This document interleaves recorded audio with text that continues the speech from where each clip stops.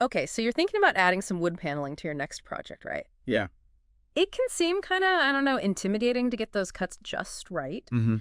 But what if I told you there's a surprisingly simple way to do it? Okay.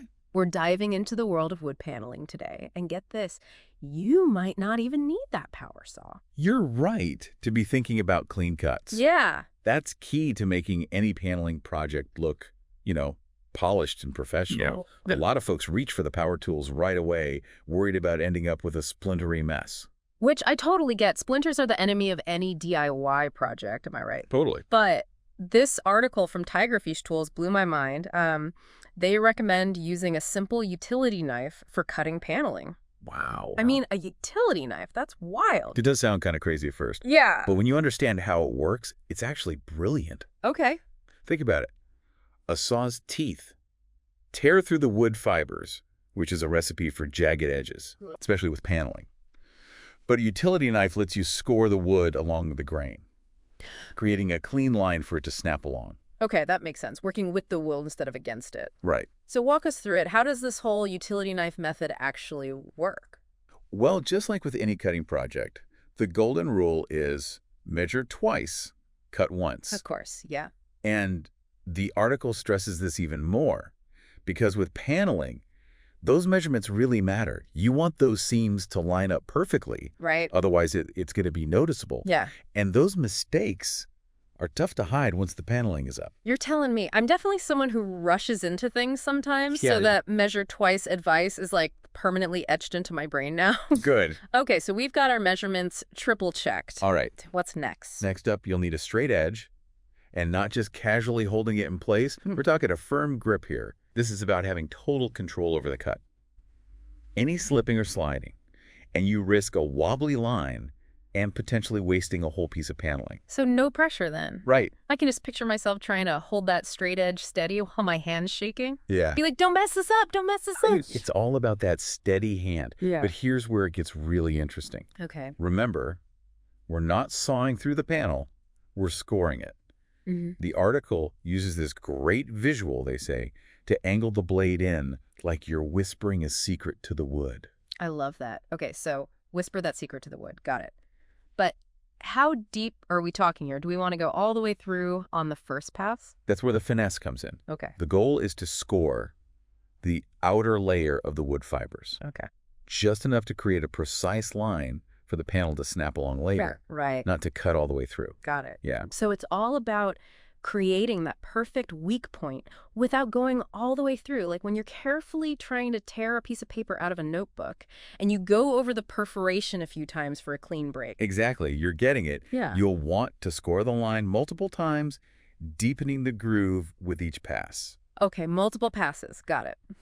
This is oddly satisfying just thinking about it. Yeah. So we flip the panel over, do the same thing on the other side, and then what? Yeah. So we've scored both sides, Right. and now it's time for the big reveal, right? What happens next? You got it. This is where all that meticulous scoring pays off. Okay. Now you're going to lift one end of the panel Mm-hmm. and keep the other end firmly against your work surface. So you're basically bending it along that score line, Yeah. kind of encouraging it to break? Exactly. You're leveraging those score lines to help the wood break cleanly along the grain Okay. with minimal splintering. Wow. Duh. So satisfying. Yeah. It's like the wood almost wants to break that way. You know, before this deep dive, I would have been reaching for my jigsaw, terrified of messing it up. It's Yeah. amazing what a difference understanding the why behind the technique makes. Absolutely. Yeah. Knowledge really is power when it comes to DIY. Yeah. Speaking of jigsaws, what happens if we're dealing with curves? Oh, that's right. You can't exactly use a straight edge for those. Right. How does this method work if you're trying to get a little fancy with your paneling? Good question. The article focuses on straight cuts for this technique, Okay. but it does offer some tips for curves. Okay. And this is where those power tools might come in handy, Right. like a jigsaw or circular saw. Okay, so for curves, we're bringing in the power tools, but there's got to be a way to avoid those dreaded splinters, right? Yeah, you're way ahead of me. The article mentions a clever trick Okay. using something every DIYer has on hand, painter's tape. Painter's tape for preventing splinters. Okay, now I'm really intrigued. It sounds crazy, but it works wonders. Okay. It creates a barrier between the saw blade and the wood veneer, which helps prevent those nasty tear-outs you often get with power tools. Right. Just apply a strip of painter's tape along your cut line. Mm-hmm. Make sure it's nice and smooth to avoid snags, Right. and you're good to go. So it's all about giving that saw a smoother surface to glide over. Exactly. I'm filing that tip away for future projects for sure. Yeah.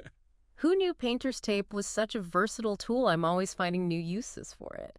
It's Yeah. like the duct tape of the DIY world. It's a lifesaver. Mm-hmm. You know, even though the article focuses on using a utility knife, Yeah, I think the real takeaway here is learning to work with the wood.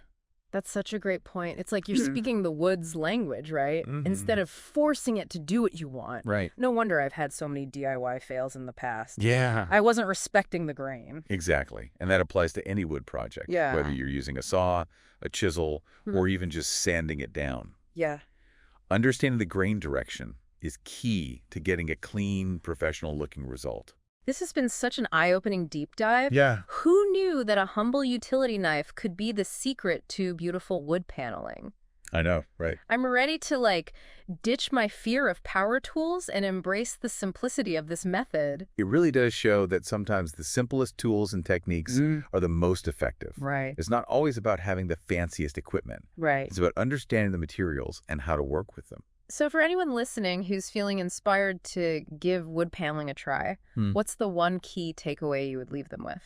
Don't be afraid to experiment. Okay. Grab some scrap wood, practice those scoring techniques, get a feel for the utility knife. Right. You'll be amazed at how quickly you gain confidence and start getting those satisfying splinter-free breaks. I love that. Practice makes perfect, right? Exactly. And who knows, you might even discover a hidden talent for woodworking along the way, right? Exactly.